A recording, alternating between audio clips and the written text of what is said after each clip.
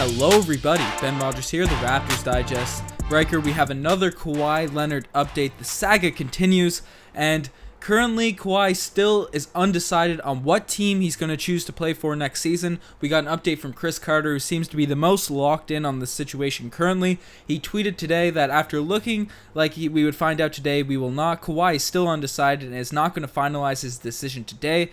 And contrary to other reports, he's not interested in signing a 1 or 2 year deal. When he signs, it will be a long-term contract. Riker, a lot of things to break down, but it seems like Kawhi Leonard, the 1-1 that was initially reported and a lot of people expected to happen, Kawhi, if he's going to stay, it's going to be on a long-term deal. What are your thoughts? Is this going to help the Raptors' chances of retaining him? And if we do retain him, are you happy with a longer-term deal? Okay, Ben, there is a lot to break down here. Yeah. I love it. I love the Kawhi reports. First, I'll iterate again.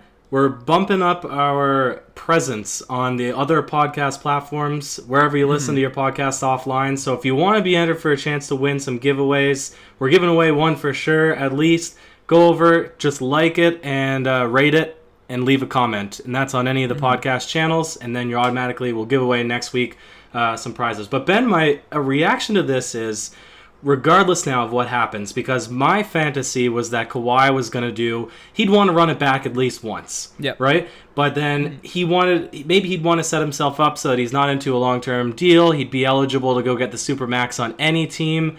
He'd want to go in his prime to a big market, maybe his hometown, LA. That's what seems most likely that he'll want to do eventually in his career. But what this is saying now is he is closing the chapter on whichever teams he decides to not go with. So it is going to be in Grandois fashion if he decides to leave the Toronto Raptors, because there's no chance for him putting in one solid year and then packing it up for LA. He's either here for the long haul or he's gone forever, which if he did, that would sting, but it would be a really cool, monumental, that would be the complete book of this great historic run, becoming in a 2-month span, rallying an entire nation of people who may or may not have cared about basketball before, becoming the greatest athlete in Toronto of all time, then leaving. That would be crazy. Of course, we'd want him to stay, so I don't know. What is your opinion about this all?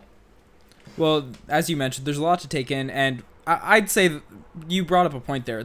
People cared about basketball in Canada before Kawhi Leonard's stay. I'm going to combat you on that point. But certainly he elevated the hype and the championship and all that, took it to another level. But the fact that Kawhi Leonard, he's looking for a long-term deal, we could argue whether it helps the chances of the Toronto Raptors retaining him, because everyone expected him to sign a short-term deal in Toronto. I think that was the consensus opinion right after the Toronto Raptors won the championship. But now it makes sense why he's taking so much time to parse through all of the options, all of the decisions, because he's going to sign for either 4 years in LA or 5 years with the Toronto Raptors, and that's a huge life decision, and it makes sense because Kawhi Leonard, he has experienced some significant injuries throughout his career. He wants to get that guaranteed money right now, cashing in while he's a Finals MVP and still in the prime of his career, which completely makes sense, and it's a logical decision, so you can't knock him at all for that and taking time to make his decision. But I'll ask you after if it helps the Toronto Raptors' chances of retaining him, but I think this elevates our best case scenario, because Kawhi Leonard on this team locked in for 5 years, because I was a bit worried,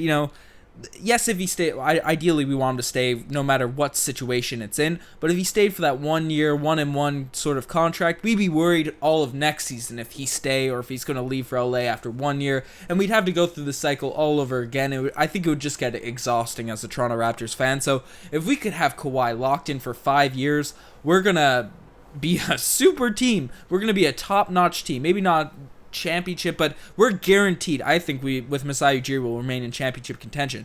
But with Kawhi Leonard, our floor is a top 4 seed in the Eastern Conference. That's our floor if everything goes horribly wrong. Yeah. So now you say does it increase his chances of staying with Toronto? And now definitely we can talk about, because we already know what's on the table from everybody except Toronto, right?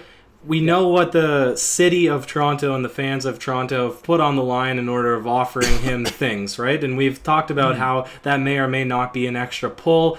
but really only one place is your home, and that'll forever be Los Angeles. So there has to be other factors, right? Because he's born there. Would you say that anywhere else is your home? So we can finally talk about money, and it's always been, is it better or worse to be in Canada? Obviously, he can get that one extra year. He can get a little bit more money on that end-of-the-year contract, but thanks to Mark Feigenbaum, we have the true breakdown of the tax implications. And to come through it really quick, Ben, he could earn, because we'll compare it on 4 years, right? Because he would get 4 years anywhere else.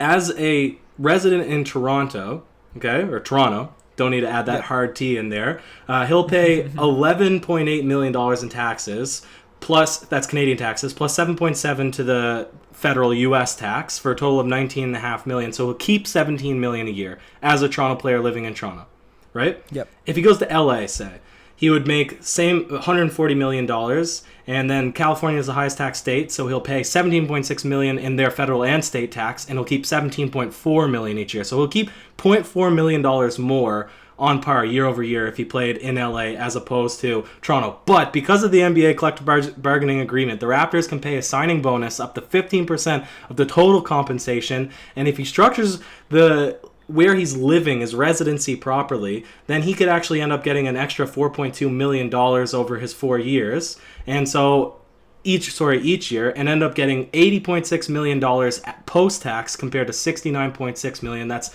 $11 million benefit in staying in Toronto. So conclusively, the 5th year discluded, right? Because no other team can offer him that. He would actually make more money staying in Toronto as a Toronto Raptor than any other team.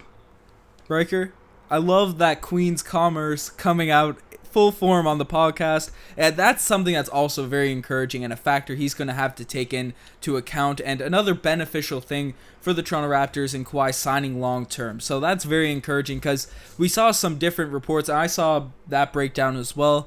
There's a weird narrative saying that Canada has the highest tax in the NBA and it's not comparable and he'd lose all this money staying in Canada, but that obviously is debunked and not going to be a big factor, if anything, a benefit for the Toronto Raptors going forward. So that's very encouraging. But what other factors? Because he brought up the home factor and how LA, it's where he wanted to go initially, and he probably envisioned his career ending up with the Lakers, especially when he demanded that trade last season from the San Antonio Spurs. So that's probably all in his head. But the way the Toronto organization has just embraced him, put talent around him, how the country's embraced him, how they put trust in Kawhi in terms of the medical, or Kawhi has trust from the front office and the medical staff to keep him healthy, to keep teammates around him that are strong, make trades that will help the roster, as well have load management be readily available, and the team still be successful while he has load management. I think there's a lot of factors that go in favor of the Toronto Raptors, and the thing about LA, it's the teaming up with a super team, which we don't know if is encouraging or discouraging for Kawhi, because it would be in the same vein that Kevin Durant went to Golden State. Some people will praise him and all that, but he would be looked at as joining LeBron James and Anthony Davis. So there's pros and cons to joining a super team and the factor of LA. In your opinion, because neither of us really know Kawhi's situation, what do you think will he look at to be most beneficial and most appealing for his future, the next 4 or 5 years? Well, I still don't see him going to the Lakers over going to the Clippers. That just doesn't seem to be the MO of Kawhi Leonard. So if anything, I would see him picking the Clippers over the Toronto Raptors. But if we look at everything, right? LA might be his home, but he could live there, right? He could have his full-time house there. He doesn't need it, right? He doesn't actually need to be a resident of Toronto to stay in Canada year-round, right? So if anything, the Raptors without Kawhi and the Clippers are the exact same. If anything, they're the exact same. But the Raptors probably have the slight edge in terms of skill, right? So he's not going... I'd argue it's more substantial than people think. Kyle Lowry's ridiculously underrated. But I'm saying the Clippers wouldn't be better than the Raptors. So he's not putting himself in a better position to win, right? Even if he goes to his hometown where the home people might be more inspired that a guy from home is playing for them and the fans might come out, he's not going to have more fan support than what he's getting in all of Canada, right? That's just a fact. He is the most loved athlete right now in our entire country. So he's not going to get more fan support. And then in terms of all the other intangible things and the things that the Raptors have already shown him in terms of how they're willing to let him rest, right? How they're willing to switch up their coaching styles, how the GM is willing to build around him and take risks. None of that the Clippers can offer more than the Toronto Raptors. So if anything, and I'm saying that the Raptors are better in these categories, but even if they weren't, the Clippers are definitely not offering anything above the Toronto Raptors. Yep. So the only thing that I could see is because, okay, if the home thing is an advantage, you can still live at home, right, and be a Toronto Raptor and contend for the championship. So the only thing, maybe home team will support you more. That's not true. You have the entire love of a country. So I don't think that the Clippers can actually, or even the Lakers, can offer him anything better than the Toronto Raptors. That's 100% fair, and I am in full agreement. I think the reason he's taking so long is his heart was initially sent on LA, but logically he's parsing everything through, and it really only makes sense for him to return to the Toronto Raptors, and he's trying to make that logical decision. If it ends up happening, we aren't 100% sure. But Ryker, before we end off this pod, there's another point I want to bring up about Kawhi Leonard being signing a long-term deal with the Toronto Raptors. After 3 years, we'll have his bird rights. And you know what offseason is that after his third season, Ryker? I have no idea, Ben. 2021. Do you know who's a free agent that year? I definitely do not know. A young man by the name of Giannis Antetokounmpo. Okay. Masai Ujiri, him are very tight. There's been rumors ever since Giannis has blossomed his stardom that he could potentially become a Toronto Raptor in this offseason when he's finished his contract with the Bucks. I'm not saying it's going to happen. I'm thinking way too far ahead right now. But that's something that Masai could be pitching is on the table. They're both from Nigeria. I know Giannis is the Greek freak nickname, but he's Nigerian in blood, and that's what he reps as well as Greece. I think that we could see Masai Ujiri bringing in Giannis Antetokounmpo to pair with Kawhi Leonard in the future. It's been rumored. I'm just throwing it out there. I'm not saying it's happening, but I just wanted to say it before we ended off this pod. That could be an appealing factor for Kawhi Leonard if he wants to play with some talent. Ben, is it a stretch? Probably, definitely. But Masai this season has been the master of short-term moves. He pulled the trigger on the DeMar trade. He pulled the trigger on Jonas Valanciunas and a bunch of other guys and brought in an old Marc Gasol. All of these things worked out. If we land Kawhi Leonard, you're right. We're set. We don't have to worry about that. We're set. So Masai can start looking for the long-term game. He can start playing the 10 moves ahead chess. So it's interesting. It's worth mentioning, Ben, and I like that point.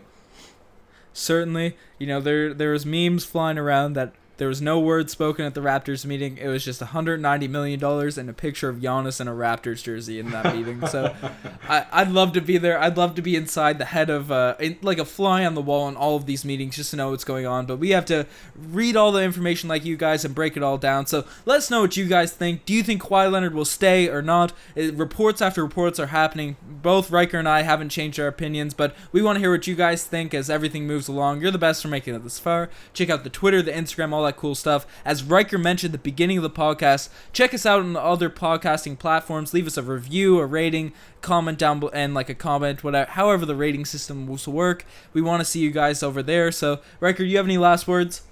That's it for me, Ben. Cheers.